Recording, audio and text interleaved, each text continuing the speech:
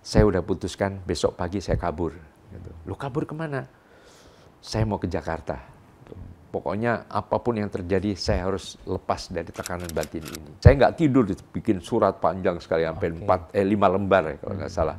Udah saya langsung pergi ke stasiun dengan uang yang saya kumpulkan. Saya naik kereta ke Klaten dulu untuk pamit Eyang. Eyang, mohon maaf, saya nggak pamit ibu. Tapi karena kalau pamit nggak boleh, karena saya memutuskan ini. Akhirnya Eyang memberi restu, ya udah. Yang beri restu, pokoknya hati-hati saja. Sampai sana siang, nah sorenya ada kereta api senja ke Jakarta, dari Solo ke Jakarta. Flight itu? Itu flight saya ke sana. Saya nggak fight, karena saya selalu sopan kepada ibu saya, patuh, ya baik bu, tapi ya udah, satu-satunya ya udah kabur itu. Gitu.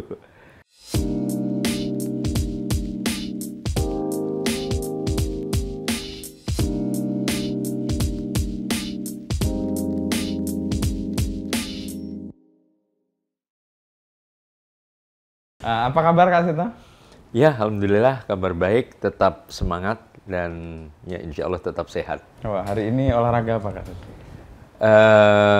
Tadi kebetulan olahraganya di salah satu stasiun televisi. Oh, ada acara? Iya, acara bercanda pagi ya dengan ya Mas Andre, Mbak Ayu Ting Ting segala macam ya. Salah satu yang ditanyakan resep, ya katanya resep awet tua, awet muda ya.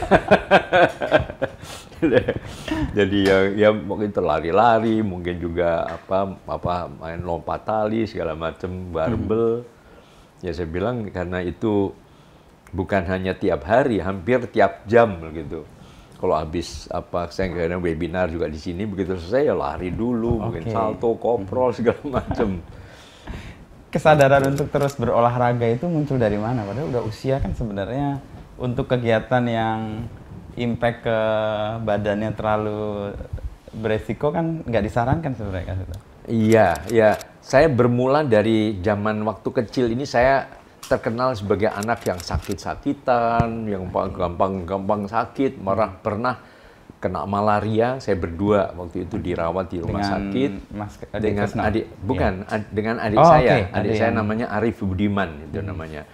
Jadi dengan dia waktu saya umur 5 tahun, dia umur 4 tahun. Nah, waktu itu kok saya kebetulan sembuh. Nah, beliaunya itu justru meninggal usia itu. Nah, kemudian ya itu kan mulai dari ringkih, gampang sakit dan sebagainya. Lalu ya waktu itu orang tua saya bilang coba deh banyak bergerak aja, ya bermain begitu. Nah kebetulan kami tinggal tempatnya cukup luas, jadi ya main bola, main lari-lari di Klaten ya kadang-kadang main ke kali, ke sawah dan sebagainya. Akhirnya lama-lama jadi biasa aktif begitu. Bahkan aktifnya kebablasan, kadang-kadang bandel sekali. Jadi kecil-kecil udah naik ke atas pohon, naik ke atas genting, lompat-lompat. Jadi kalau sekarang dibilang parkur, zaman dulu udah parkur tuh. Parkur 1.0 ya, kalau sekarang. Tapi parkurnya parkir di atas genting. Jadi itu tadi, dan setelah banyak bergerak kok ternyata sehat begitu. Jadi saya zaman SD udah biasa jogging pagi, kadang-kadang 2-3 kilo zaman itu ya. Dan ternyata dengan bergerak ya sehat gitu. Jadi makanya terus terbawa sampai sekarang. Jadi bukan karena disuruh, karena apa ya, hal itu jadi kebutuhan sendiri. Dan juga kemudian ada pengalaman ayah juga wafat karena kena jantung waktu itu. Nah akhirnya saya makin menyadari berarti ya harus banyak bergerak untuk menjaga kesehatan jantung.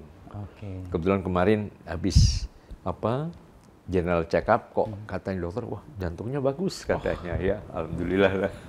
Senang sekali berarti efek dari aktivitas fisiknya berdampak pada kesehatan yang teruji di general check up itu ya Kak? Iya, betul. Kak Sito, ada satu pertanyaan yang saya tuh heran ya. Gimana Kak Sito bisa tetap relevan kan menjadi kakak generasi baby boomers, generasi yang lahir tahun 50-an. Menjadi ayah dari generasi X. Menjadi kakek dari generasi Y. Dan sekarang tetap relevan di generasi Z. Itu gimana tetap relevannya? Dan poninya itu tetap terjaga. Iya. Kalau masalah poni ini karena alasan praktis saja. Praktis. Jadi saya kalau habis mandi cepat sekali diuyak aja, bahasa Prancisnya diuyak gitu ya. Bahasa Klaten ya. Kering, iya. Udah setelah itu kering sendiri disisir-sisir ya karena saya apa ya unyeng-unyeng loh, nggak tahu unyeng-unyeng ya. Pusat ya? Iya, pusat kepalanya di sebelah kanan, jadi tinggal dilempar ke kiri aja. Kiri udah begini, udah. Akhirnya setelah kering, ya sudah buat apa saja lebih praktis begitu. Dan saya juga karena itu dari kecil kan bandel sekali, karena biasa jatuh, luka-luka sering biasa. Nah pernah kepala bocor, karena jatuh ke bawah, dijahit. Nah yang menjahit juga yang membantu melahirkan saya, Pak Dr. Suraji Tirtonegoro itu. Udah dijahit, akhirnya untuk menutupi bekas jahitannya ya udah dilakukan penutupan kordennya. Yang bilang poni anti badai ini untuk menutupi jahitannya. Jadi lalu waktu itu juga ada model apa The Beatles, lalu Koes Bersaudara waktu itu ya sebelum jadi Koes Plus itu kok juga pakai poni begitu. Ya udah. Akhirnya sempat juga dipanggil Poniman waktu itu. Gitu. Tapi untuk tetap relevan di beda-beda generasi itu Pak Arseto menjaganya gimana? Ya, karena itu tadi bahwa karena saya terbiasa bergerak dan artinya setelah saya mulai usia apa saya juga telah menikah ya. Nah, anak-anak saya sudah remaja yang sudah banyak bergerak yang penuh dinamika. Saya kan terbawa terus untuk dekat dengan anak-anak. Jadi dia dekat dengan anak-anak orang lain juga dengan anak-anak sendiri. Akhirnya kadang-kadang ya bahasa-bahasa remaja juga mulai mengerti dari anak-anak begitu. Terus ya itu akhirnya terus diikuti begitu. Setiap ada generasi baru, ya saya seperti itu. Ya dengan penuh dinamika sehingga tanpa sadar seperti terus terbawa oleh arus begitu. Jadi saya nggak boleh pasif, nggak boleh mager, nggak boleh leha-leha saja, ya harus ayo bergerak terus. Nah bergerak ini bukan hanya secara fisik tapi juga secara psikologis. Jadi misalnya ya saya kan berkali-kali gagal waktu itu studi sampai 2 tahun harus nganggur karena gagal masuk ke kedokteran. Nah akhirnya banting setir ke psikologi. Tapi masuk psikologi pun kalau yang lain 4,5 tahun, 5 tahun udah lulus, saya ini 9 tahun baru lulus. Tapi ya mungkin ya karena waktu itu saya juga harus sambil kerja dan sebagainya. Tapi ya selain itu juga mungkin kemampuan otaknya terbatas. Akhirnya itu menjadi tantangan juga. Nah yang muda-muda tetap semangat belajar ya saya belajar, ambil S2. Ambil S3 sampai saya dapat S3 aja sudah umur waktu itu 43 tahun tuh baru dapat S3. Lalu saya pikir saya dari guru TK kan pernah ngalamin jadi guru TK, guru kecil. Saya pikir kenapa nggak mimpi juga jadi guru besar gitu. Karena saya juga pernah waktu diundang ke Jepang waktu mendongeng bercerita di sana ada seorang profesor Seiso Sukimuni namanya itu dari sebuah kota saya agak lupa kota apa itu di Jepang ya itu juga menjadi kepala TK gitu. Jadi ternyata ya guru besar tapi bidangnya adalah bidang psikologi perkembangan khususnya perkembangan anak-anak termasuk usia balita itu toh kita bisa sambil nyanyi bermain tapi juga melakukan penelitian juga gitu. Akhirnya ya, di tengah kesibukan saya sebagai guru kecil ya terus merintis terus. Walaupun kemudian saya sudah mengajar tahun 81 sebagai dosen ya. Tapi untuk mencapai itu baru 40 tahun kemudian jadi guru besar. Iya. Gitu. Jadi saya usia 30 sudah mengajar tapi baru usia 70 baru keluar SK sebagai guru besar tadi. Tapi ya udah dinikmati saja gitu. Kalau lihat perkembangan dan tahapan tadi kan nggak linear ya Kak Seto ya kalau compare ke yang lain gitu.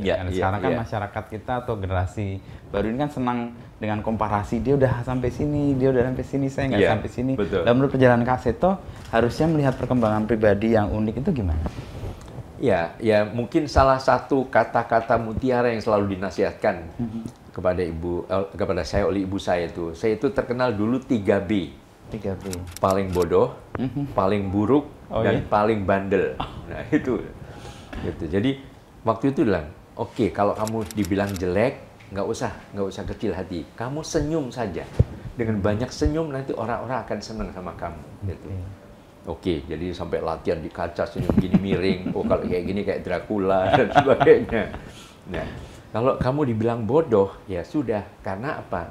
Mungkin setiap orang punya keterbatasan. Ya terus belajar, terus belajar, terus Malah belajar. itu juga memotivasi ya. Iya, begitu. Jadi nggak usah jadi orang, jangan pernah jadi orang sombong. Tetap kamu bukan rendah diri, tapi rendah hati. Gitu. Jadi nggak usah sombong, tapi terus belajar dan penuh rasa syukur. Gitu. Nah, kalau dibilang bandel, ya kamu bandel boleh, tapi bandelnya dibuang. Energi yang berlebihan itu, misalnya kamu sering membentak ya, bentaknya pakai nada. Gitu. Oh, gimana tuh bentak pakai nada? Ya, misalnya apa? Misalnya saya marah gitu, apa? Misalnya apa sih? Pokoknya jangan gitu dong gitu. Nah, dibuang dengan li li li li li li li, misalnya gitu. Okay. Energinya tetap, tetapi ungkapannya berbeda. Betul. Jadi dibuang dengan energi itu, atau menggambar, atau mungkin apa main akrobat. Saya senang lihat akrobat. Atau saya waktu itu sudah mengagumi anggota TNI dan Polri. Waktu itu nggak jauh dari markas TNI ya. Itu jadi wah kok teriak-teriak sambil lari 1, 2. Nah itu akhirnya kita ikuti. Gitu. Rilis ya, kayak stress rilis juga. Iya. Jadi energi yang tadi terbuang. Jadi bandelnya justru jadi suatu hasil, suatu prestasi. Makanya dulu kalau senang main wayang ya, main wayang tuh salah satu favoritnya kalau nggak jadi apa monyet kera ya, Anoman Anggodo dan sebagainya itu loncat-loncat gitu, atau jadi raksasa. Oh raksasa sambil koprol, guling-guling segala macam gitu. Jadi itu terbuang secara positif gitu. Jadi itulah yang akhirnya apa yang membuat ada keseimbangan lah. Oke. Gitu. 3B tadi itu dinyatakan oleh ibu kan kepada Kak Seto. Dan Kak Seto menerima itu dan apa istilahnya berdamai dengan penilaian itu gimana ceritanya? Kan nggak bisa langsung terima aja kan pasti. Iya, ya mungkin mula-mula agak apaan gitu. Tapi setelah dipraktekkan ternyata bisa gitu. Dan itu terus terbawa sampai remaja. Itu saya sudah mulai tradisi menulis buku harian. Gitu. Jadi buku harian. Saya waktu itu punya buku harian yang cukup tebal ya. Yang ketika remaja, SMP, SMA? Ya remaja sampai saya minggat ke Jakarta karena gagal jadi masuk fakultas kedokteran.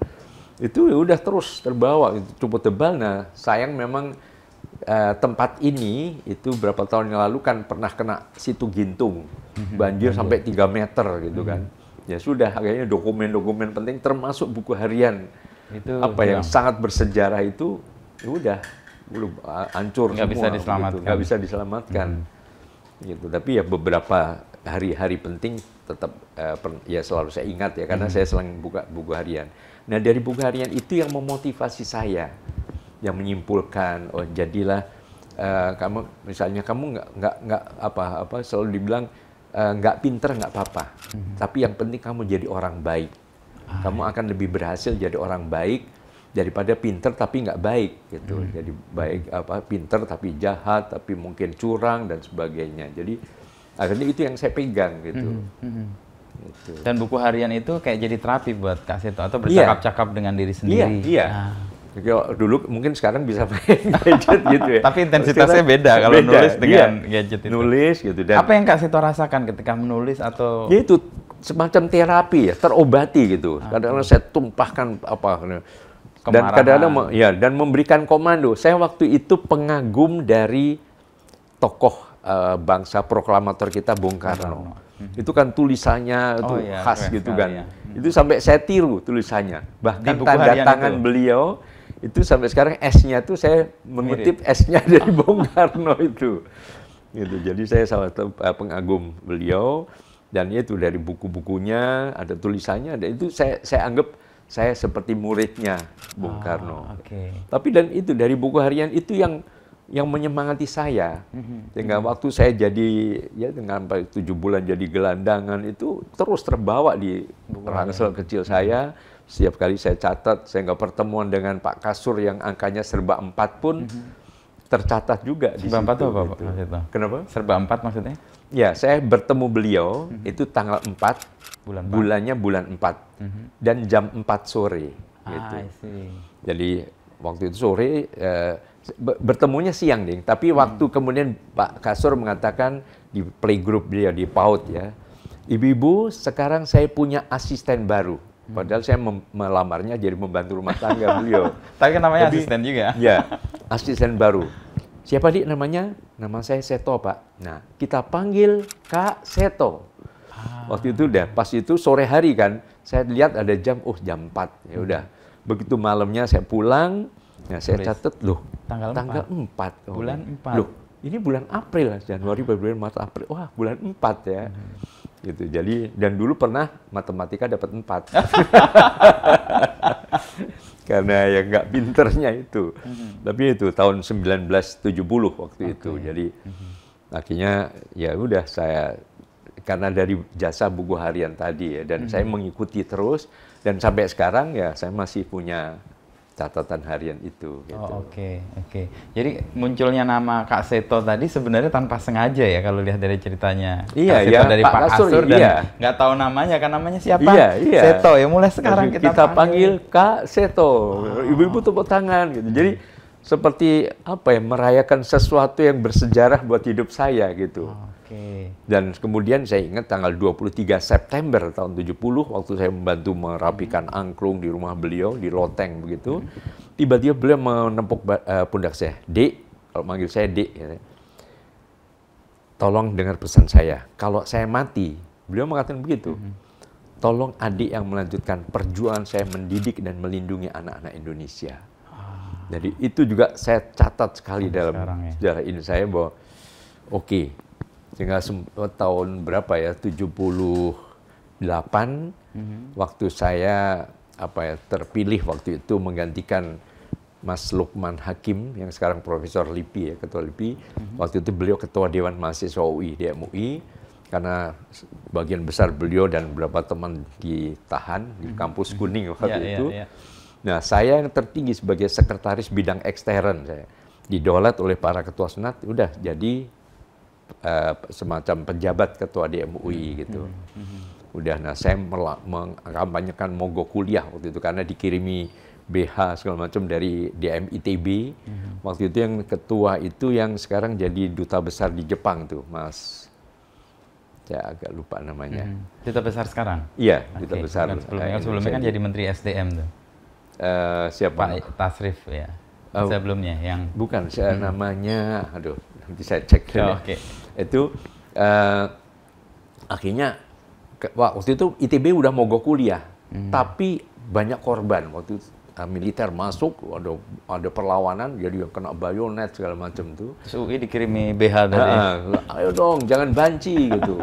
Saya kan rapat gelap karena memang di Fakultas Teknik kalau salah waktu itu dimatikan semua lampu karena dikelilingi intel kan.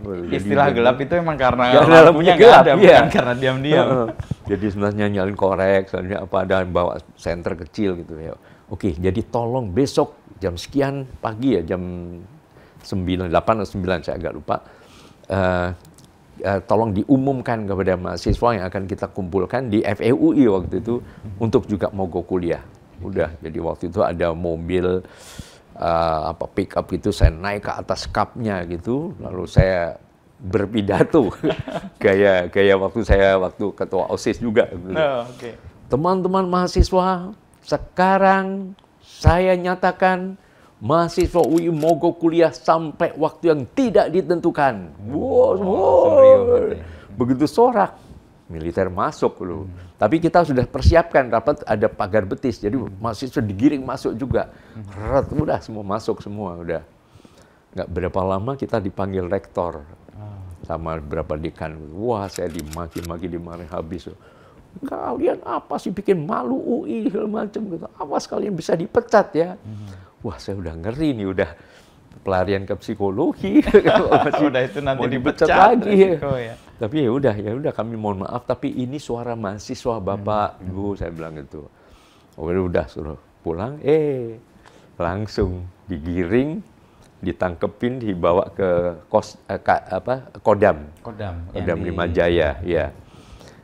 Periksa satu-satu, bagian ada yang masuk, begitu saya yang periksa itu kasdamnya, bukan pangdamnya, kasdamnya Pak Edi Nalapraya yang pernah Edi Nalapraya. jadi gubernur wakil gubernur waktu itu ya. Begitu lihat saya, loh, kamu kan gurunya anak saya kan? Maksudnya apa Pak? Kamu Kak Seto yang ngajar di itu bukan, saya udah bikin sendiri, di Taman Ria gitu. Ya betul Pak. Aduh, kamu udah di dunia anak, udah lebih tepat, udah nggak usah yang begini-begini, ini berbahaya, berjuang nggak usah harus seperti ini, bilang. Ya, tolong tetap kamu di dunia anak, kamu lebih tepat di sana. Akhirnya panggil ajudan, tolong ini antar ke rumah. Jadi beberapa teman kita masih di sana. Saya dilepaskan karena disuruh jadi tetap di anak-anak. Iya. Sampai di rumah. Nah ini serba kebetulan ya, ini mungkin karunia dari Allah Subhanahu Wa Taala. Ada undangan dari TVRI. Besok pagi diminta datang untuk diberi kepercayaan mengasuh acara baru Aneka Ria anak-anak itu.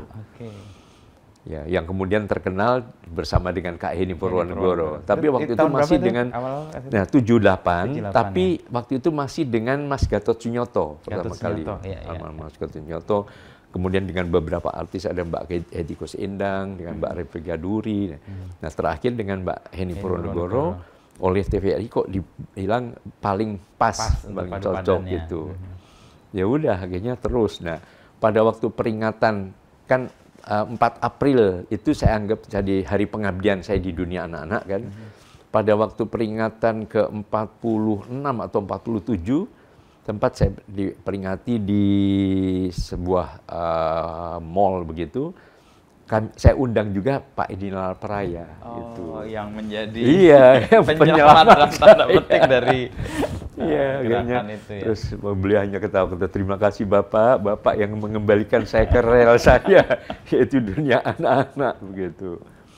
Kalau calling back ke yang tadi kan sebenarnya Pak Kasur ya yang memberi kayak meniupkan roh pertama kali tetap di anak-anak, lalu berusaha untuk goyah, lalu ada Pak Edi Nalapraya mengembalikan lagi. Dilalahnya besoknya dapat surat dari TVRI untuk mengasuh program itu. Coba kalau saya di kampus kuning udah nggak bisa, udah lewat kesempatan itu ya. Jadi ya itulah suka dukanya segala macam ya. Kayak banyak kebetulan ya itu ya. Kalau Pak Kak Seto sendiri ngelihat hidup ini kebetulan atau ada upaya dari Kak Seto sendiri? Ya, kalau saya selalu apapun juga dari Yang Maha Kuasa, itu aja. Jadi tapi ya saya kan juga bagaimana juga tetap prinsip saya kan gembira itu sudah sejak dari jadi gelandangan dulu sudah saya tanamkan prinsip itu. Tapi singkatan dari huruf GEMBIRA. G-nya adalah gerak, jangan mager. Maka saya, artinya gerak tuh saya dulu juga udah jadi kuli pasar, juga jadi pemulung, itu kan gerak kan gitu. Jadi itu yang membuat saya kehujanan, kena angin, itu yang dulu pernah gampang masuk angin, itu malah jadi tidak fit. Imun kuat. Gerak gitu. Nah E-nya adalah emosi cerdas.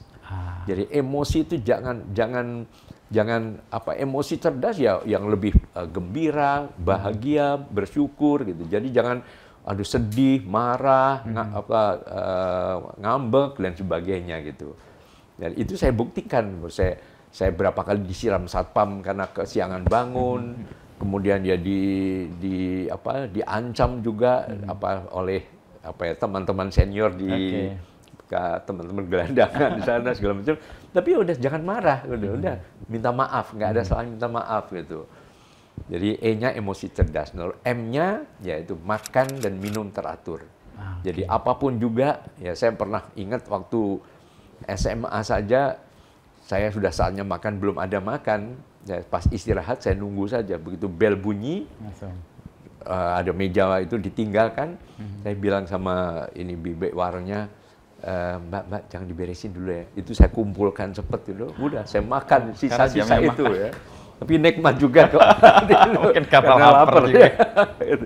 Jadi udah makan minum teratur. B-nya itu bersyukur, beribadah, berdoa, gitu. Jadi saya apapun selalu berdoa. Dan kadang-kadang bukan hanya berdoa untuk diri sendiri, tapi juga untuk orang lain ya. Untuk waktu teman-teman saya yang juga yang sesama pemulung, yang mungkin sedang sakit atau kesulitan, begitu ya. Itu. Lalu I-nya adalah ini, istirahat. Saya dari dulu teratur waktu istirahatnya 8 jam. Malam, tidur malam. Iya, iya. Jadi apa ya? Ya saya biasa tidur di tempat sampah, di tempat yang kadang-kadang ada lalat, ada cacing, kecoa, segala macam, udah biasa juga gitu. Dan tetap 8 Tapi jam. iya, dan bisa nyenyak, udah artinya apapun juga serahkan kepada Yang Maha Kuasa gitu aja. Kalau tiba-tiba ini saya mati atau mungkin ditusuk teman, ya udah Terserah aja. Iya, jadi udah menikmati aja waktu tidur dimanapun juga. Apalagi sekarang tidur di kasur empuk ya. Lebih cepat tidur. Lebih cepat.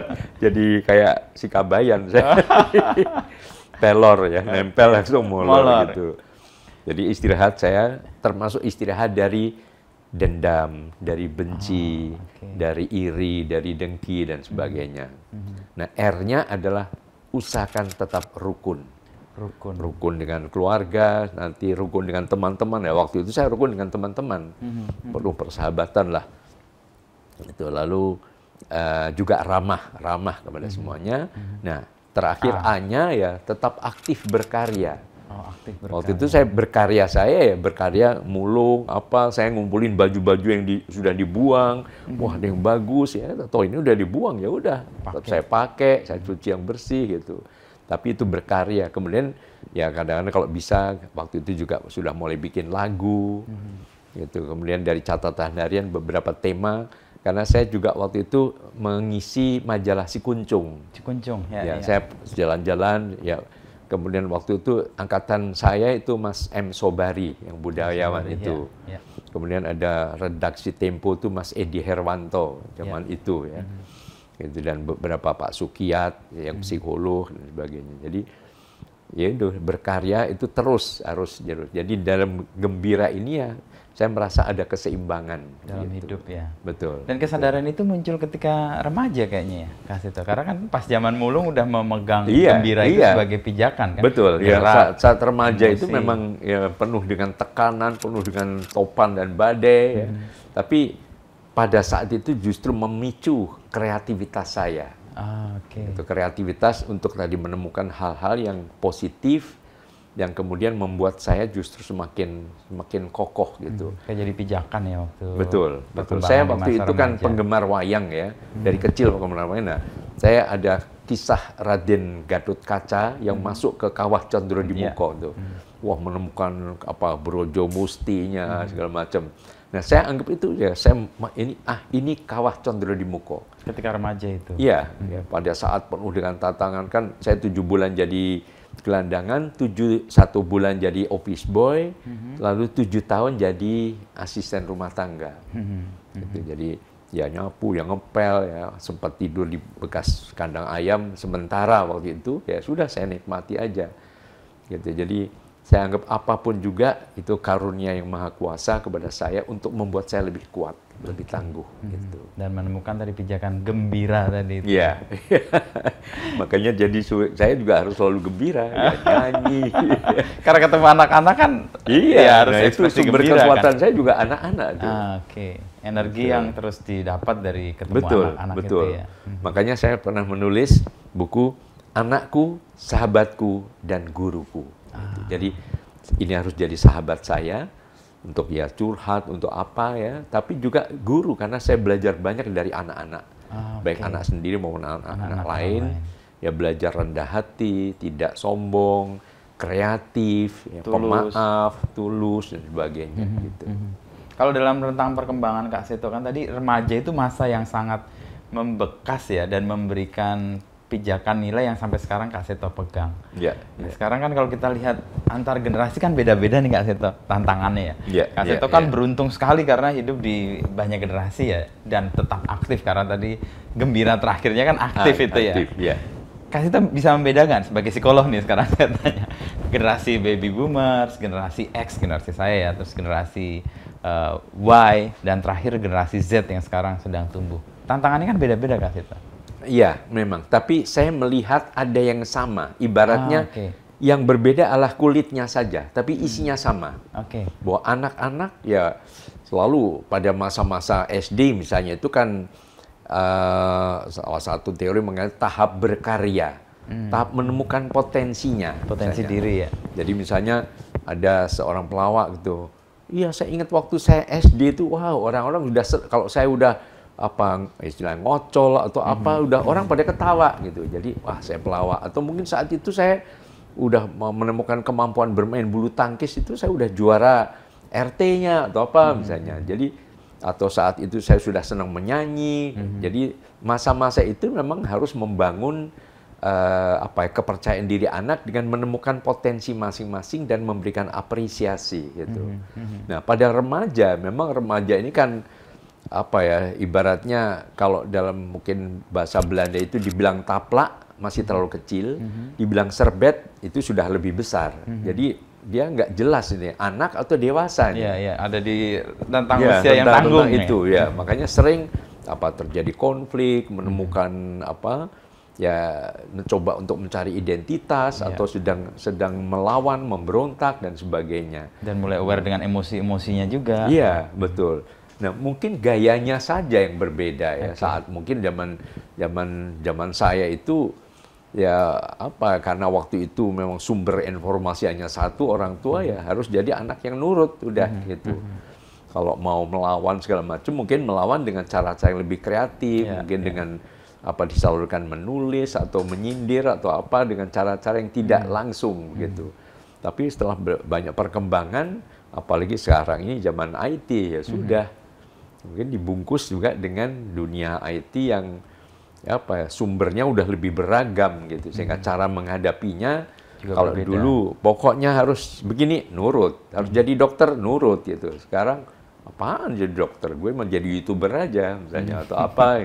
Jadi intinya ikuti saja setiap perkembangan anak maupun remaja dengan warna yang berbeda atau bahasa yang berbeda gitu. Tapi bahwa ada naluri kalau remaja itu pemberontakan, melawan, kemudian mencari identitas dan sebagainya, atau peniru. Makanya iklan-iklan kan menampilkan yang mudah ditiru dengan artis-artis dan sebagainya gitu. Tapi sebenarnya esensi atau persoalan sebenarnya sama ya, bungkusnya aja yang betul, berbeda ya. Dan betul, generasi itu orang tua punya tanggung jawab dan punya peran yang sama aja dari generasi ke generasi gitu. Iya, makanya saya merasa zaman dulu saya selalu dekat dengan remaja. Zaman dulu saya waktu itu masih dengan Pak almarhum Profesor Sarlito Wirawan Sarwono. Saya mendirikan Sahaja, Sahabat Remaja. Jadi waktu itu remaja tidak bisa didekati dengan cara-cara kekerasan, dengan cara frontal, tapi harus dengan persahabatan. Nah, ini sampai sekarang, sampai nanti saya kira tetap memerlukan itu. Cuma gayanya saja yang berbeda ya. Berbeda. Yang tadi taplak terlalu besar tapi sebenarnya juga kekecilan. Betul. Nah, itu istilah yang saya baru tuh dapat tuh. Menunjukkan ketanggungan dari fase itu ya, fase remaja itu ya. Makanya anak juga sering bingung, jadi saya ini siapa gitu. Misalnya, aduh kamu harus mandiri. Begitu dia memutuskan sini, kamu nggak boleh gitu, kalau kamu belum besar loh, hati-hati loh.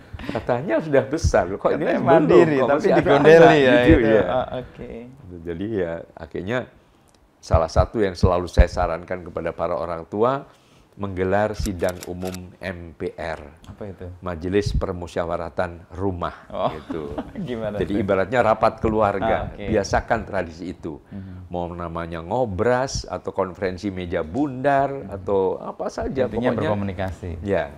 Dan ternyata kan juga salah satu hak dasar anak yang dicadangkan oleh PBB adalah hak didengar suaranya. Gitu. Jadi anak termasuk remaja itu bukan saatnya lagi dipaksa disuruh di segala macam, tapi harus didengar, ada semacam demokratisasi lah di dalam pendidikan untuk anak dan remaja begitu. Karena itu ruang yang kemudian dia merasa ada sahabatnya kan? Iya. Karena tidak dianggap asing, tapi didengar dan diberi ruang untuk karena kalau mereka ditekan, yaitu antara fight atau flight. gitu. Oh. Ada melawan orang tua atau kabur. Berapa banyak anak remaja kabur juga gitu. Kak Seto mengalami dulu fight atau flight ketika Ya, remaja? ya saya waktu itu kan saya minta ujian baik-baik kepada ibu saya bahwa saya tertekan karena saya kembar. Saudara kembar saya diterima, udah kuliah, setiap pulang dengan jaket alma maternya gagah. Kakak saya kalau kadang pulang juga dengan pakaian akabri, dia begitu akabri. Lah kalau namanya Seto ini cuma tiap hari ya nyapu, ngepel, isah-isah, tahu isah-isah? Tahu korah-korah kalau Surabaya. Iya. Jadi itu sendiri, aduh, saya kan tekanan batin kan. Jadi akhirnya saya minta izin, udah nanti kamu ambil jadi ini aja kedokteran hewan atau apa dulu gitu. Kedokteran. Ya, tapi saya nggak bisa gitu. Kalau dulu kan selalu kalau sukses tuh kalau nggak dokter, insinyur. Itu. Jadi ya itu yang saya kejar gitu. Tapi waduh kok begini ya. Sempat juga ngerasain tali rafia kalau ini gini. Akhirnya udah satu-satunya jalan. Pernah waktu itu bersejarah pas kakak saya kumpul di rumah merayakan kenaikan pangkatnya. Yang akabri tadi. Iya, yang akabri bersama teman-teman. Jadi biasa saya sebagai tuan rumah yang menyediakan piring yang segala cuci segala macam kan. Iya, isa-isa segala macam. Begitu udah selesai, udah pada pulang, udah saya sudah merapikan, ibu saya juga udah tidur. Saya berunding sama saudara kembar saya. Saya bilang, saya udah putuskan besok pagi saya kabur. Gitu. Lu kabur kemana? Saya mau ke Jakarta. Pokoknya apapun yang terjadi, saya harus lepas dari tekanan batin ini. Dia mengatakan, oke, pokoknya ya, yang tahu hanya kamu ya. Nah, saya nggak tidur, bikin surat panjang sekali, sampai 5 lembar ya, kalau nggak salah. Kalau nggak salah masih ada tuh dokumentasi surat itu. Coba nanti saya cari lagi.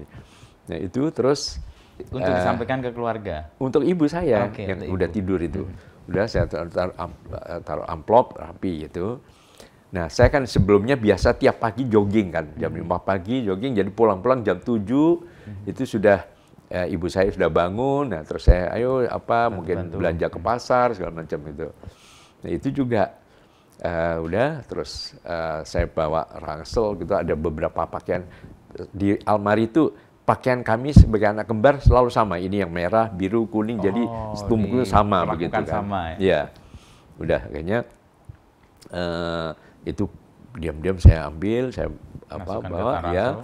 Udah saya langsung pergi ke stasiun dengan uang yang saya kumpulkan naik kereta iya, saya naik kereta ke Klaten dulu untuk pamit Eyang. Jadi saya bilang, Eyang mohon maaf saya nggak pamit ibu, tapi karena kalau pamit nggak boleh, karena saya memutuskan ini. Akhirnya Eyang memberi restu, ya udah, yang beri restu, pokoknya hati-hati saja. Gitu. Akhirnya itu pagi ke sana itu, sampai sana, siang. Nah sorenya ada kereta api senja ke Jakarta, dari Solo ke Jakarta. Saya ke Solo dulu, kemudian ke Jakarta gitu. Itu saya ingat tanggal 27 pagi. Kemudian 27 sore berangkat, 28 Maret itu sampai Jakarta. Iya. Itu jadi flight itu. Itu flight saya ke sana. Fight gitu. Lalu flight itu. Iya. Fight. Saya nggak fight karena saya selalu sopan kepada ibu saya, patuh, ya baik bu. Tapi ya udah satu-satunya ya udah kabur itu. Gitu. Dan upaya untuk menunjukkan dan melepaskan tekanan psikologis yang dibanding-bandingkan tadi berhasil di Jakarta. Iya, akhirnya kemudian saya lebih bangga waktu itu kan saya di rumah tuh ada Paraban namanya. Paraban itu nama panggilan yang nama jelek-jelek lah biasanya gitu. Nah saya sih Pelentong, dia Gembong, tapi panggilnya Tong sama Mbong gitu. Tong, ya teman-teman saya SD pada hafal pasti kalau saya ketemu, kamu si Tong ya? Tong atau Mbong gitu. Jadi akhirnya kalau di rumah, di keluarga besar kan Tong, Mas Tong gitu. Mas Bong. Tapi begitu ini saya mau melupakan nama Tong itu, udah nama saya adalah Seto. apalagi setelah kemudian Pak Kasur memberikan kayak di gelar Kak itu, dibaptis gitu ya. dibaptis. Akhirnya ya udah saya lebih Pede. mantap dengan itu. Ya udah sebenarnya, dan saya nggak ingin menjadi apa bayang-bayang dari saudara kakak. kembar saya gitu. Jadi ya udah Seto, Kak Seto yang suka mencintai anak-anak dan sebagainya. Itu yang kemudian saya membangun rasa percaya diri tadi. Gitu. Butuh berapa lama kalau Kak Seto melihat proses untuk keluar dari bayang-bayang dibandingkan dengan adik? Ya, lalu sekitar 2 tahun lah. Oh, 2 saya tahun. merasa, ya Cepat baru ya? akhirnya udah begitu. Jadi begitu saya pernah kira-kira 3 tahun kemudian pulang ke suatu tempat ke saudara sepupu yang di Purwokerto waktu itu. Nah, terus putra-putrinya pada bilang, Om Tong gitu. Duh, rasanya kok saya mau Kembali menghapus lagi nama, iya gitu. Sempat shock gitu ya.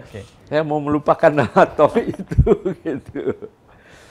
Itu berarti udah fase, udah melewati perasaan inferior tadi ya. Tapi diingatkan lagi, muncul lagi. Iya, itu kayak semacam ada pengalaman traumatik. Sekarang udah selesai itu pasti. Udah deh. Pokoknya apapun ya udah saya terima gitu. Jadi mau tong, mau teng, mau tung. Tapi respon ibu waktu tahu ternyata Kak Seto itu flight apa yang pertama Kak Seto dengar? Iya, memang sempat nangis. Kan saya waktu itu di Jakarta komunikasi ada dengan keluarga? surat. Nggak ada. Los sama sekali iya, pergi iya. gitu aja. Makanya jadi nggak ada.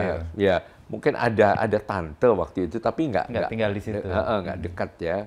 Gitu. Jadi komunikasinya malah waktu itu ada teman lah begitu, tempat saya jadi tukang batu di rumah dia itu. Langsung saya cerita keadaan saya, akhirnya ya udah saya yang tulis surat gitu. Jadi tulis surat ke ibu, saya sahabatnya Seto, pokoknya udah besar lah, sudah dewasa. Seto aman-aman di sini, baik-baik kok gitu. Pokoknya tenang saja, percaya suatu saat nanti akan kembali pada saat sudah sukses gitu katanya waktu itu gitu. Terus Kak Seto bisa kembali dan ketemu ibu lagi setelah berapa lama dan momen mungkin, apa? Saya waktu itu sudah selesai, sudah masuk kuliah ya. Oh, udah di UI? Iya, sudah di UI ini. Jadi ya itulah, saya mahasiswa UI lah paling tidak itu ya. Kalau mau dibandingkan pun ada ininya, ada pride-nya lah ya. Ada pride-nya gitu. Ya, kemudian ya udah saya pulang. Kebetulan saya sudah banyak teman. Saya bersama dengan ada orang Australia. Orang Australia dan ya karena udah ini berbahasa Inggris lah gitu. Terus saya ajak mau nggak nemenin ke sana. Jadi ketemu gitu. Waduh. Terus kalau ngomong saya bahasa Inggris sedikit lah, udah sedikit lancar gitu. Jadi begitu ibu juga bahagia sekali akhirnya. Oh ya udah deh. Pokoknya yang penting kamu selamat. Jadi ibu senang gitu. Dan restu kemudian diberikan ya. Dan tadinya hanya restu eyang kan tadi. Karena restu ibu yang Iya, karena waktu itu kan sempat waktu pergi, loh kok jam sekian belum pulang. Pada waktu jam 9 buka lemari, loh kok ini satu pakaian udah hilang semua. Langsung, jangan-jangan minggat anak ini gitu. Lalu ada rangsel kecil itu kok juga udah nggak ada gitu. Wah itu nangis. Nah pada waktu siangnya Kresno sudah pulang, ibu nangis Tong pergi meninggalkan kita semua gitu. Oh pantesan Bu, ini ada surat. Pura-pura nggak tahu. Itu drama Korea. Skenario udah dibuat sebelumnya. Udah dibuat. Terus coba ini buat ibu nih, gitu baca. Oh ibu tambah nangis gitu. Ya udah Bu, udah kita ikhlaskan aja kok. Udah yang penting dia akan hati-hati kok gitu. Apa yang membuat Kak Seto tetap teguh dengan, kan pasti di tempat asing, nggak kenal siapa-siapa, godaan untuk menjadi tidak benar kan juga banyak ya. Tapi apa yang membuat Kak Seto stick dengan ingin mencapai sesuatu? Iya, itu tadi bahwa saya ke sana, ke Jakarta atau pokoknya minggat ini harus sukses. Ingin membuktikan sesuatu. Iya, saya harus menunjukkan bahwa saya pun mampu gitu. Jadi apapun juga saya harus sukses jadi orang lah gitu. Gitu. Dan waktu itu juga idola saya mengiang-iang ya Bung Karno itu dengan berbagai dinamikanya, beliau juga pernah ditahan dan segala macam. ini mungkin perjalanan panjang yang harus saya lalui gitu. Ya. Ada tahapan yang harus seperti itu ya, Iya, harus flight betul. gitu ya. Betul gitu. Jadi ya udah apapun juga yang tangguh lah gitu. Apalagi saya sudah menemukan prinsip gembira tadi ya. Itu jadi intinya juga emosi harus ada, emosi jadi ya jangan cengeng, jangan kemudian ragu-ragu gitu. Harus udah tegas ini, apapun juga saya harus jadi ini gitu. Nah, memang setelah itu pernah berapa kali ditawarin jadi menteri segala macam. Saya ingat nasihat Pak Kasur. Saya bilang, mohon maaf, biarlah saya tetap jadi istilahnya tukang momong anak-anak Indonesia. Gitu. Kapan waktu itu ditawari jadi menteri? Ketika Presiden Soeharto? Ya zaman beliau pernah, kemudian ya beberapa yang lain ya, tapi saya nggak ingin inilah. Iya, tapi Kak Seto teguh dengan keinginan untuk menjaga dan merawat dan mendidik anak-anak itu ya? Iya, betul. Jadi pokoknya apapun juga saya, dan saya anak-anak semua anak ya. Saya tidak memulai segala. Pernah saya juga waktu itu kasus sempat ramai, saya juga dihujat banyak orang. Waktu saya mendengar peristiwa yang di kilometer 50 kasusnya Habib Rizik itu kan. FPI itu. Ya. Nah, saya hanya mendengar bahwa itu ada anak yang kemudian terguncang. Nah, saya spontan saja gitu. Saya langsung waktu itu juga sendirian, mungkin ditemenin oleh menantu saya ya, itu udah masuk kandang macan istilahnya. Udah saya orang-orang ya mungkin lihat saya, ya udah saya assalamualaikum masuk ke sana. Saya hanya mau lihat anak yang katanya waktu dia ikut peristiwa itu gitu. Nah, saya sengaja nggak memberikan tahu media itu, tapi rupanya di sana, keluarga di sana ada media yang mewawancarai saya kan. Ya saya bilang apa aja. Pokoknya saya anak-anak, mau anak teroris, mau anak apa, saya hanya lihat anak. Jadi jangan dikaitkan dengan orang tuanya gitu. Karena saya konsisten pada perlindungan anak. Saya hanya ingin tahu anak ini betul nggak trauma apa segala macam gitu. Setelah ternyata nggak ada apa-apa, ya sudah. Nah, rupanya oleh media di situ terekspos gitu. Wah, udah ramai. Salah tangkap dan dibuat beda. Iya. Gitu. Ya, waktu itu ada Jokower atau apa gitu. Padahal saat itu saya juga dekat dengan Bapak Presiden ya dengan 7 presiden lah, cukup dekat lah. Semuanya manggil gitu, Kak kecuali Pak Karno ya. Iya, gitu. Jadi tapi ya udah bilang segala macam, ya udah saya bilang karena belum tahu. Bahkan teman-teman kampus, teman-teman organisasi bilang, wah kamu tuh gini. Ya udah karena belum tahu aja. Nanti pelan-pelan gue juga akan terbuka kebenarannya ya. Jadi itu aja bahwa saya intinya amanat Pak Kasur tanggal 23 September tahun 70 itu saya ingat. Pokoknya tolong lanjutkan perjuangan saya untuk melindungi dan mendidik anak-anak Indonesia. Gitu. Dan untuk menjaga komitmen teguh merawat anak-anak di tengah godaan untuk ditawarin posisi-posisi itu, yang membuat Kak Seto nggak bergeming apa, atau yang membuat Kak Seto teguh di situ? Iya, saya kan sesuatu juga ibaratnya mengalir ke tempat yang lebih rendah kalau air kan. Nah, kita ke tempat sesuatu yang menyenangkan kan, yang membuat saya juga bahagia. Ya, dengan dunia anak ini tuh bahagia sekali gitu. Dengan dunia anak-anak itu saya merasa ya tidak punya musuh, merasa berguru terus dengan anak-anak yang tidak punya dendam, tidak punya sakit hati dan sebagainya. Anak saya dimarahin gitu, lagi itu, ayah udah baik, seperti nggak terjadi apa-apa gitu. Jadi itu yang membuat saya kuat, sehingga ya udah biarlah saya di dunia ini gitu.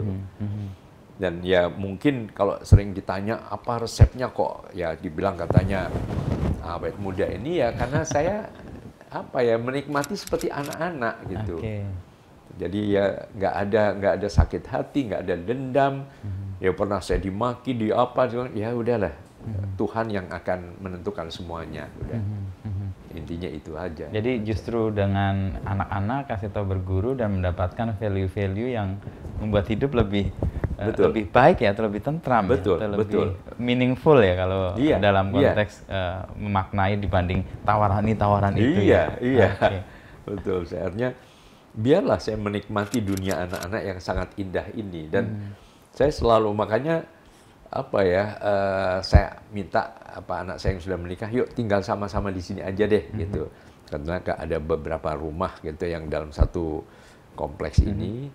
Ya udah, setiap saat saya kangen cucu ya udah ya, saya Langsung bisa ada di menggendong, memeluk, ya segala macam gitu. Jadi ini sumber kekuatan buat saya, sumber kedamaian dan sumber kesehatan jiwa saya juga gitu.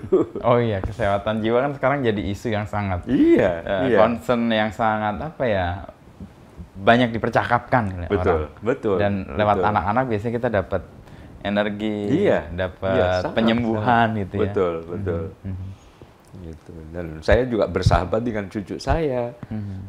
Kadang-kadang apa ya, mereka juga ikut apa, lari-lari, ikut apa, nyanyi, kadang-kadang belajar main musik. Oke. Kalau bertemu dengan anak kan itu kan ada momen-momen yang menyebalkan juga ya Kak Sito, atau kita ngerasa gondok atau jengkel gitu ya. Kak Sito menghadapi itu enggak, atau kalau menghadapi gimana caranya? Untuk Nah, bisa- saya kok belum pernah ya. Oke. Artinya yaitu karena saya sudah menemukan kekuatan dari anak, jadi jangan sampai saya emosi menghadapi anak gitu. Ya, berapa kali misalnya saya ada anak kecil nyanyi gitu, pernah suatu saat ya, udah kira-kira 25 tahun yang lalu saya ingat itu, anak saya jongkok di sebelahnya, nyanyi apa gitu, terus dia bingung, diketahui teman-temannya, dia marah, saya ditempeleng, kacamata saya lepas. jatuh pecah der gitu. Ya udah, baik gurunya juga nggak apa-apa pun, namanya juga anak-anak kok. Oke sayang, yuk ke sana nggak apa-apa kok. Udah, jadi berapa peristiwa juga begitu. Pernah juga ada di tempat anak berkebutuhan khusus juga begitu. Itu juga pernah juga saya diludahin gitu. Anak yang Perilakunya ya. iya, pokoknya nggak dapat hadiah atau apa. Saya ingat pernah kok itu muncul di Instagram juga ya. Terus aduh saya malu, dulu saya pernah ngeludahin Kak Seto saya gitu. Tapi itu artinya buat saya anak-anak itu suatu sumber kekuatan sehingga saya harus tetap hormati gitu. Meskipun dia kadang-kadang terasa menyakiti atau membuat kita nggak nyaman. Saya nggak pernah terluka untuk menghadapi anak. Nggak pernah marah, bentak segala macam tuh mungkin nggak pernah ya. Saya pernah sekali justru dengan anak saya waktu itu. Anak sendiri. Anak laki-laki, waktu saya capek gitu, terus ayah capek tahu nggak gitu, hanya begitu aja, karena saya biasa sabar, terus dia diem gitu, terus menyendiri gitu, terus berapa saat, terus begitu saya sadar, loh kenapa saya marah ya, enggak, begitu saya dekati, terus udah saya peluk, ayah minta maaf ya, tiba-tiba dia dengan air mata yang basah, enggak, ayah enggak salah, aku yang salah, aku yang minta maaf. Akhirnya kamu berpelukan gitu. Itu malah momen bonding yang betul, kuat ya. Betul. Itu anak saya lagi-lagi yang sampai sekarang sangat penuh persahabatan dengan saya, ya, sangat dekat dengan saya gitu. Hingga waktu juga pernah kan saya diberitakan terdeteksi kanker prostat waktu itu ya. Padahal sebenarnya ternyata waktu itu hanya diduga, tapi setelah diperiksa, di biopsi ternyata enggak gitu. Itu saya ingin sangat terpukul sekali, dan ayo tolong ya jaga kesehatan ya gitu. Lalu juga waktu itu kira-kira tahun 2014 itu ya 8 tahun yang lalu ya, waktu anak saya masih studi di yang kedua itu di Australia waktu itu, dia ayah dengar mau ini ya didukung jadi guru besar ya gitu.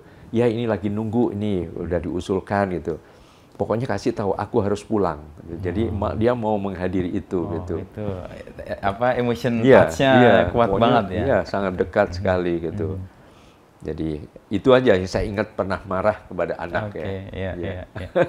Kalau pesan dari Pak Kasur tadi kan clear ya buat Kak Seto, dan itu kayak jadi pegangan ya untuk kemudian menekuni jalan ini gitu ya, jalan yang mendampingi anak-anak itu. Selain itu yang menguatkan untuk Kak Seto tetap di sini siapa? Nah, kemudian juga saya ingat pada waktu saya lulus sarjana tahun 81 itu, saya sempat ditawarin di suatu perusahaan besar lah gitu. Nah, kemudian saya tanya kepada dekan saya, Ibu Profesor Saparina Sadli. Sampai sekarang masih ada. Beliau bahkan ya cukup dekat lah gitu. Kadang-kadang ya toh kapan ini, waktu guru besar juga memberikan selamat juga gitu. Saya tanya, Ibu, saya ditawarin ke beberapa perusahaan besar. Menurut Ibu, saya harus apa? Lalu beliau bilang, Seto, kamu sudah mapan di dunia anak-anak. Udah, nggak usah, tetaplah di dunia anak-anak. Terus berkarya di dunia anak-anak.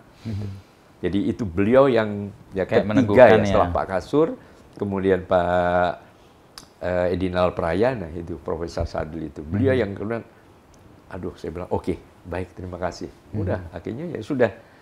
Saya terus di dunia anak-anak ini. Sampai sekarang, dan itu kayak jadi memberi energi yang terus-menerus tadi tuh ya. Jadi guru Betul. juga anak-anak itu ya. Iya, iya, betul.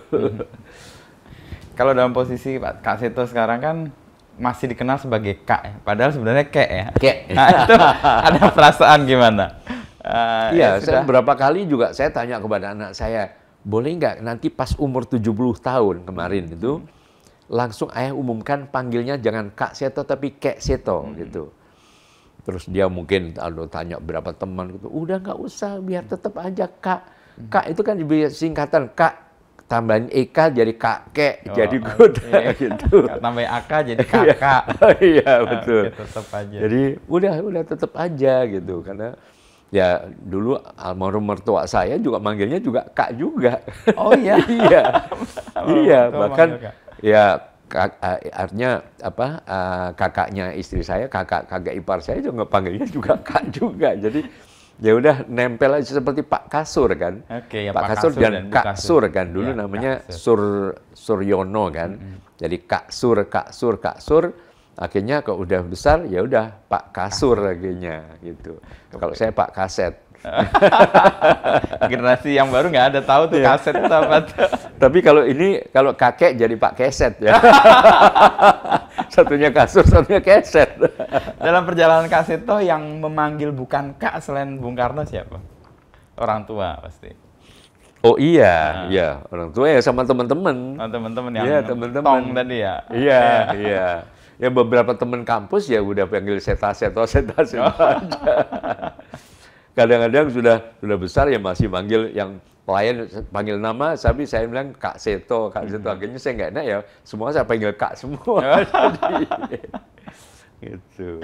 Jadi posisi ini yang sekarang menjadi kekuatan, dan menurut Kak Seto ini kayak ya sudah, ini dunia yang kayak apa ya, terberi untuk ditekuni di sini ya, di anak-anak ini ya.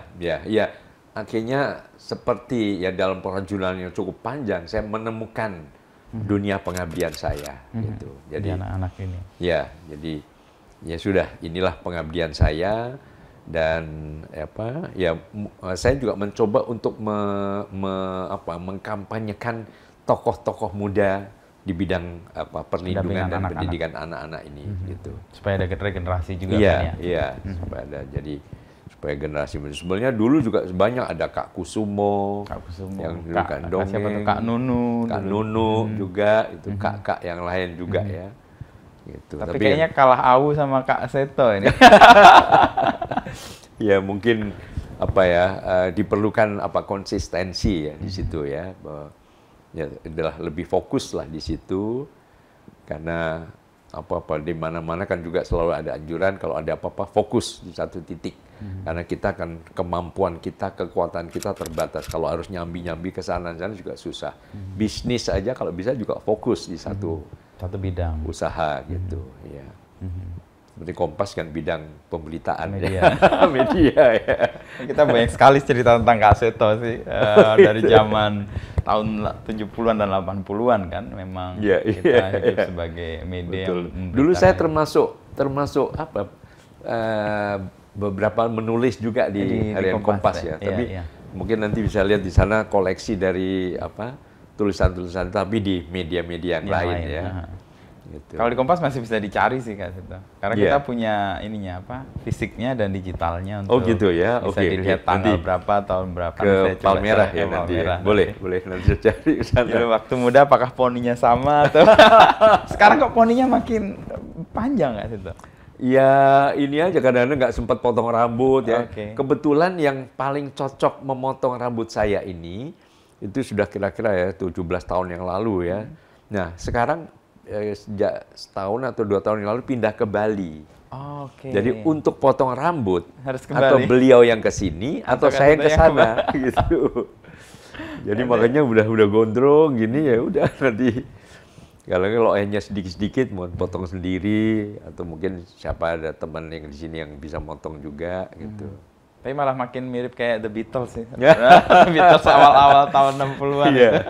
Iya, makanya kadang-kadang saya juga itu salah satu koleksinya patungnya. Oh, bukan patung Beatles ya, tapi ada di atas ada patung The Beatles itu. Ya karena saya suka sih lagu-lagunya ya. Oke. Kalau dari semua personilnya Kak Seto personifikasinya ke yang mana?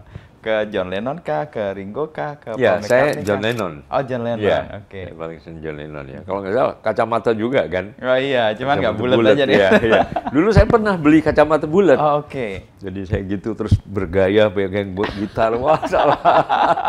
Nyanyi Hey Jude. Lalalala. Kenapa John Lennon? Ada sesuatu yang Ya, apa ya? sama jiwanya kan? Karena mungkin wajahnya segala macam lebih cocok aja, Tipikalnya lebih ya. sreg ke John Lennon gitu. Tapi tadi Pak Kasur, Edi Nalapraya, lalu Ibu Ibu Sadli itu Iya, yang menjadi pengikat untuk Asito untuk tadi ya fokus, konsisten, dan menjaga ini sebagai tempat yang memang harus dirawat ya dengan dengan kerinduan pada anak, belajar pada anak tadi ya. Iya.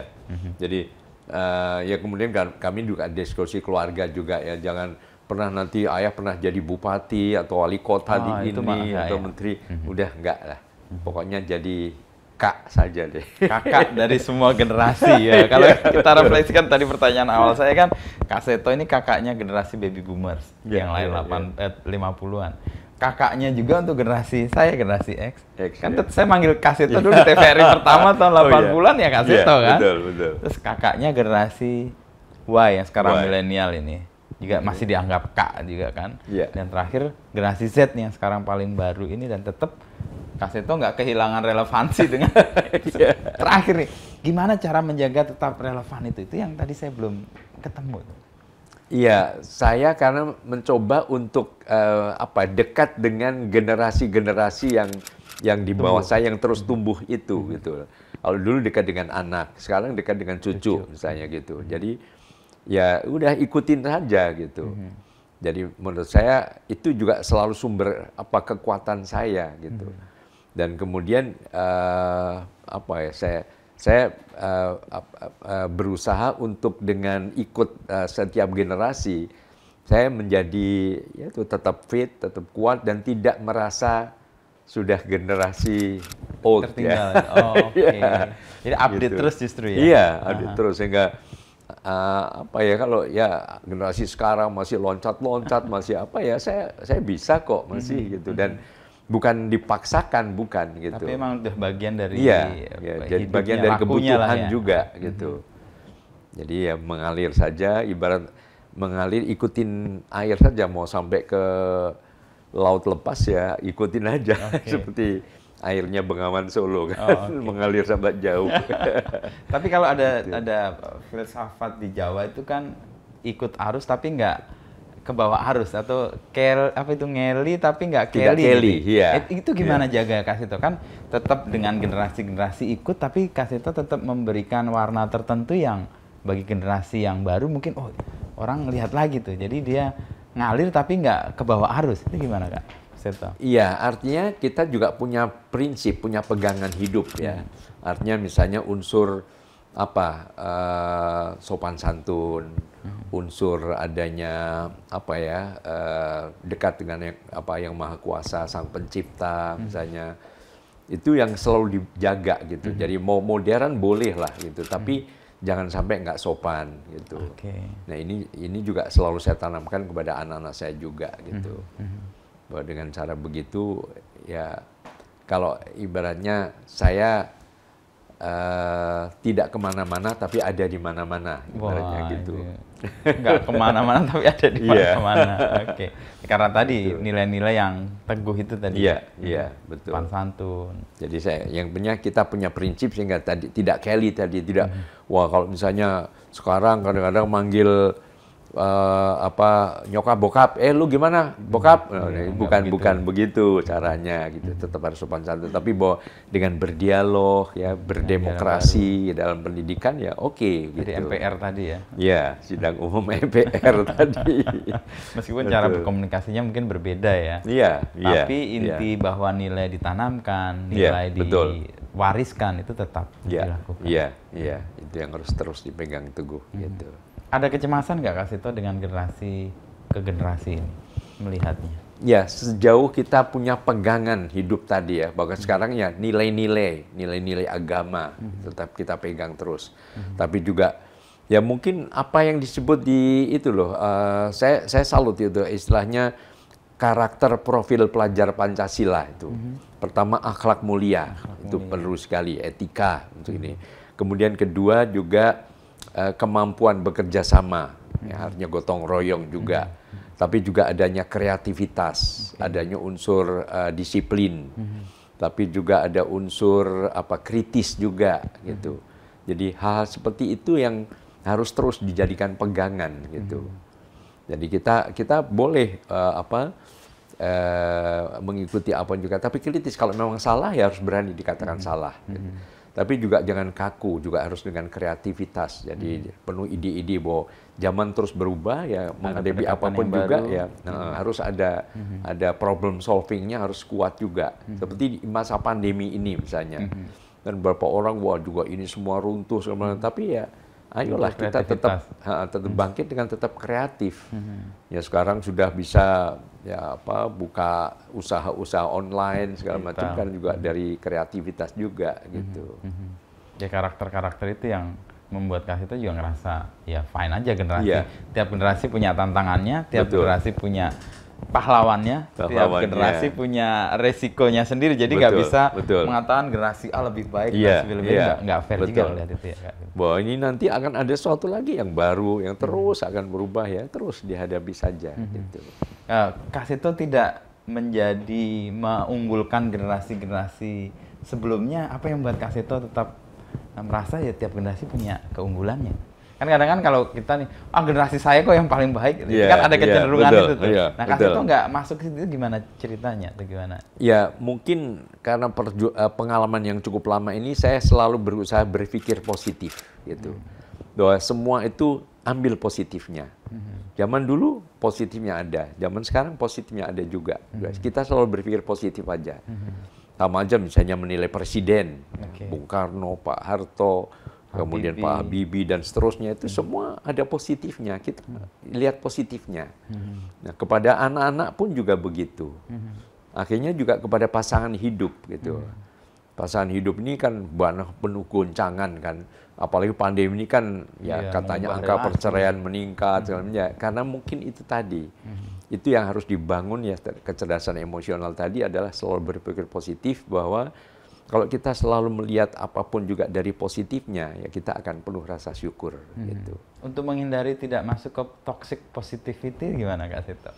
Jadi kan ada orang yang berlebihan menganggap semuanya baik, semuanya positif, sampai dia ngerasa tidak melihat sisi-sisi yang harus dia kritisi. Itu menghindari itu gimana? Itu toxic positivity orang Hindu sekarang. Mungkin tadi dari karakter pelajar Pancasila kan ada unsur kritisnya kan, gitu. Jadi kita juga harus kritis. Bahwa kritis ya semua ada negatifnya juga ada. Kita pun ya ada negatifnya gitu. Jadi saya kira itu manusiawi sekali kan. Yang hanya positif, yang maha sempurnanya Dia yang Maha Kuasa gitu. Tapi kita tidak terdistrak atau tidak fokus pada hal yang negatifnya, pada positifnya. Gitu Kak Sito. Terima kasih nih kuliah 1 jam mendapatkan banyak ngobrol-ngobrol mengasihkan sekali nih, pertanyaannya juga hebat sekali nih. Luar biasa. Karena yang dihadapi orang hebat nih. Saya punya pengalaman dulu waktu kecil, kalau habis, karena kan saya sekolah SD di Cijantung. Kalau boleh nonton tuh setelah sekolah dan sekolah belajar. Dulu kan acara kasih itu kan sore-sore gitu ya. Iya. Dan itu kalau di depan TV itu, wah rasanya senang banget. Gitu Selain ya? cerdas cermat dan sebagainya itu ada cerita, ada Kak Seto dan sebagainya itu momen paling menyenangkan ketika kecil. Betul. Mungkin apa ya, karena kita sama-sama coklat. Coklat. Terus nama Wisnu kan Wisnu. nama wayang kan? Iya, betul. Nah, makanya Penjelmaan kita sama-sama- Kresna juga. Iya, nama wayang juga kan? Oke. Matur nuwun. Iya, Kak monggo Seto. sami-sami.